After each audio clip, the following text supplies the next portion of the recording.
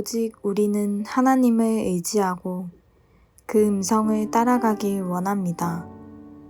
우리의 삶 모든 순간 속에서 가장 완전하게 일하시는 하나님을 신뢰합니다.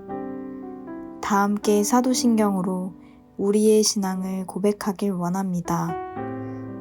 전능하사 천지를 만드신 하나님 아버지를 내가 믿사오며 그 외아들 우리 주 예수 그리스도를 믿사오니 이는 성령으로 잉태하사 동정녀 마리아에게 나시고 본디오 빌라도에게 고난을 받으사 십자가에 못 박혀 죽으시고 장사한 지 사흘 만에 죽은 자 가운데서 다시 살아나시며 하늘에 오르사 전능하신 하나님 우편에 앉아 계시다가 저리로서 산자와 죽은 자를 심판하러 오시리라. 성령을 믿사오며 거룩한 공예와 성도가 서로 교통하는 것과 죄를 사하여 주시는 것과 몸이 다시 사는 것과 영원히 사는 것을 믿사옵나이다. 아멘.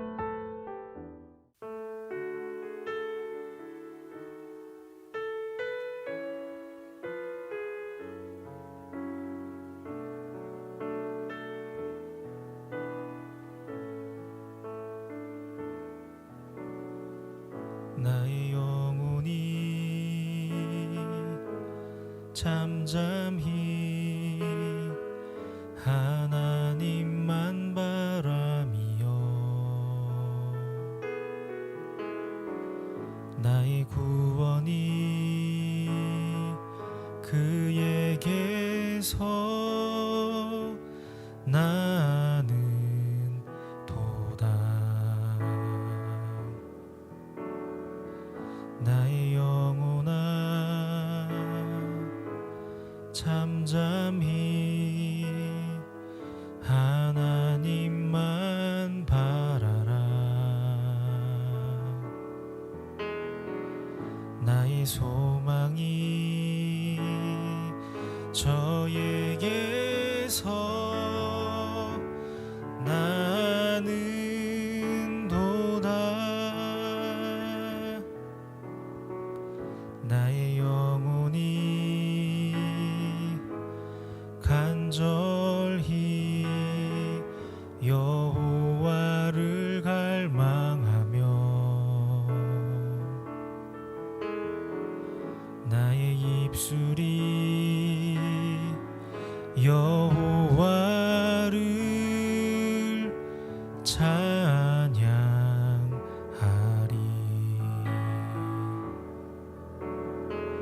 나의 영혼이 즐거이 여호와를 따르리니 나의 평생에 여호와를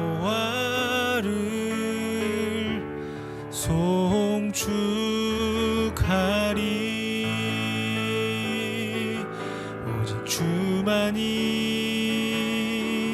나의 반석 나의 구원이시니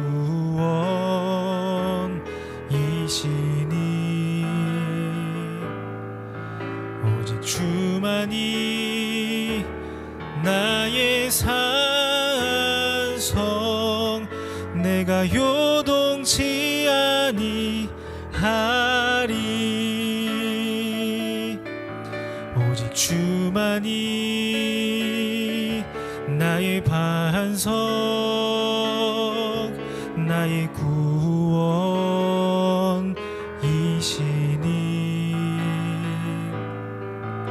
오직 주만이 나의 산성 내가 요동치 아니하리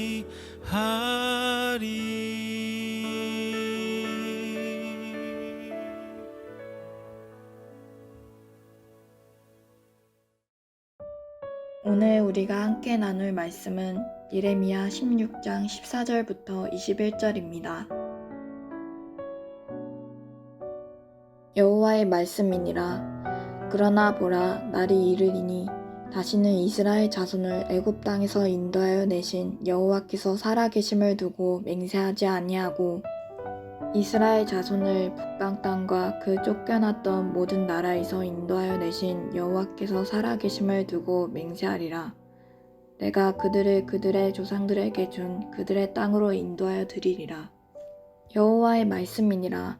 보라, 내가 많은 어부를 불러다가 그들을 낫게 하며 그 후에 많은 포수를 불러다가 그들을 모든 산과 모든 언덕과 바위 틈에서 사냥하게 하리니 이는 내 눈이 그들의 행위를 살펴보므로 그들이 내 얼굴 앞에서 숨기지 못하며 그들의 죄악이 내 목전에서 숨겨지지 못함이라.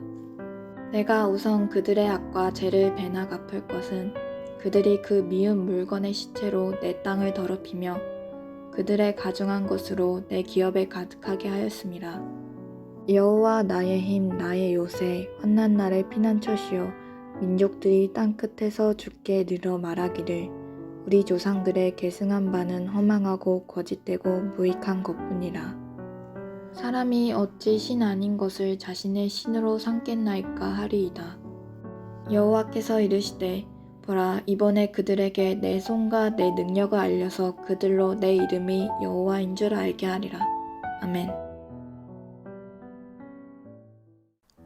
반갑습니다. 오늘 예레미야 16장 14절부터 21절을 중심으로 고백이라는 주제의 말씀을 함께 나누겠습니다.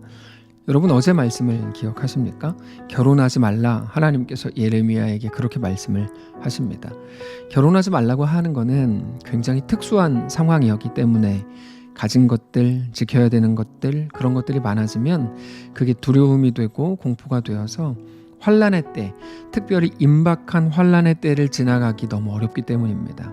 그래서 예수님도 말씀을 하시고 바울도 재차 강조를 하지만 임박한 환난의 때에는 결혼하지 않는 게 더 좋다, 이렇게 말씀을 하시는 겁니다.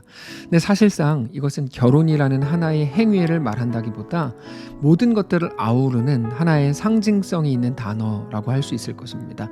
그래서 젖먹일 아이가 없는 여자라든지 혹은 남편, 아내가 없는 여자 혹은 남자, 이런 사람들이 복되다, 이렇게 말씀을 하시는 것이죠. 임박한 환난의 때, 마지막 시대를 살아가는 성도의 삶의 방식에 대해서 말씀하신 것이다 라고 말씀을 드렸죠.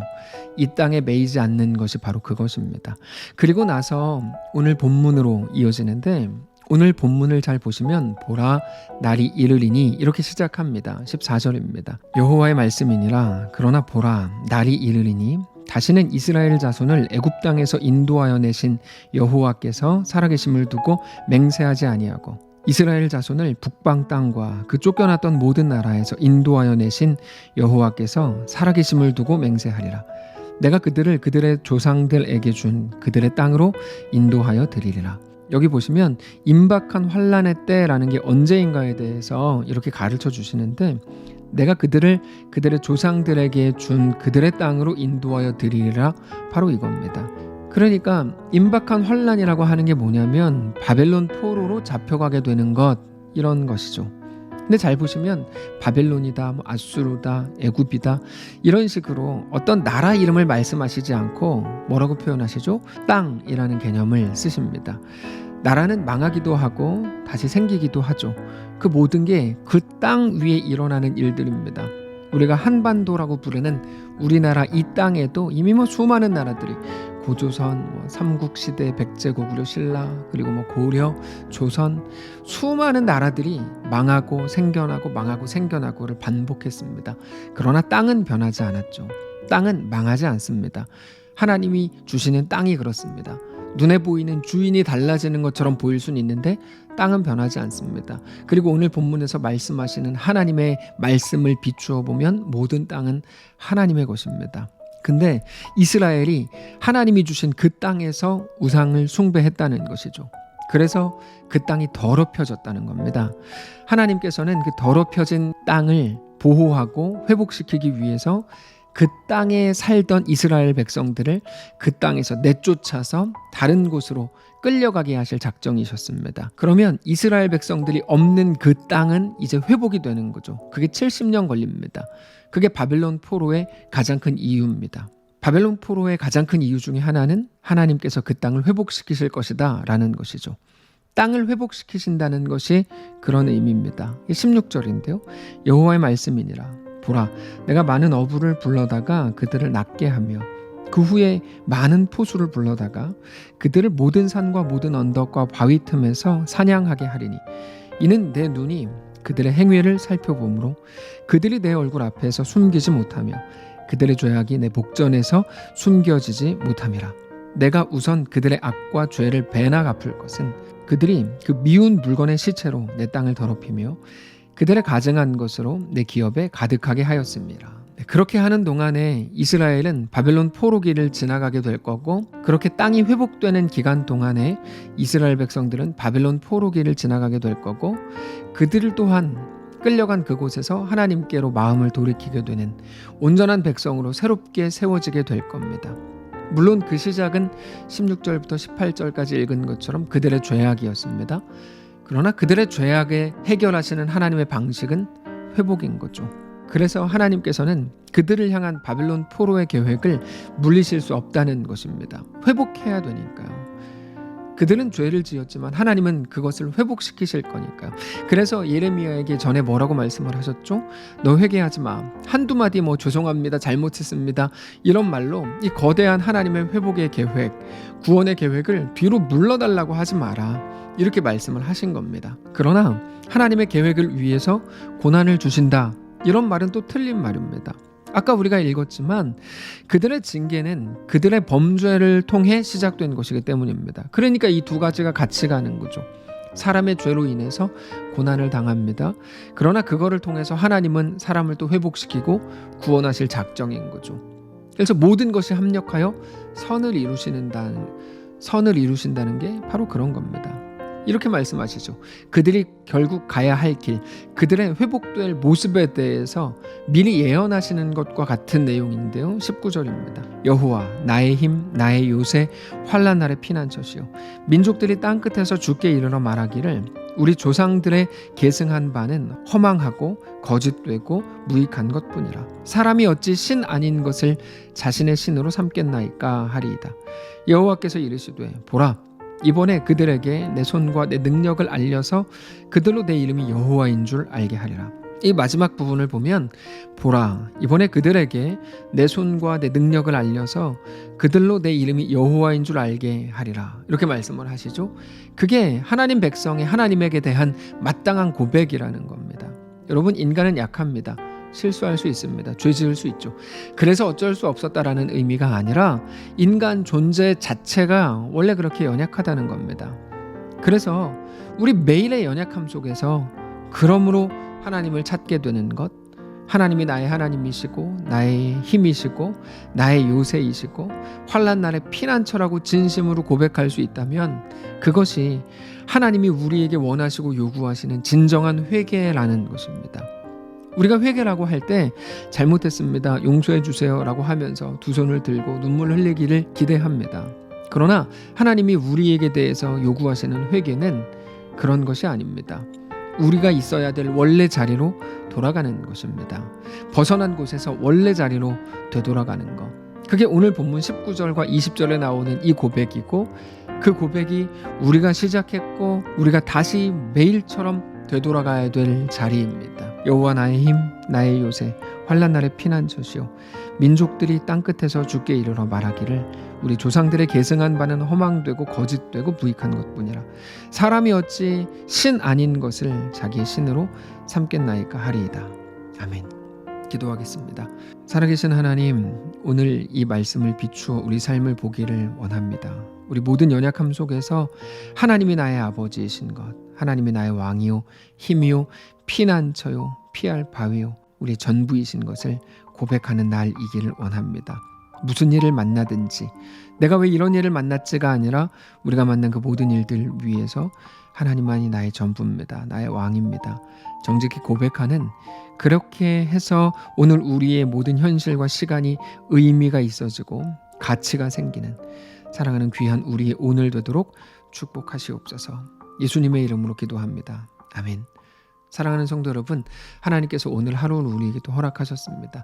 믿음을 가지고 승리하시길 바라고 오늘 말씀을 기억하면서 어떤 상황에서도 하나님만 우리의 왕이요 전부이신 것을 정직히 고백하는 귀한 우리의 오늘이시기를 바랍니다.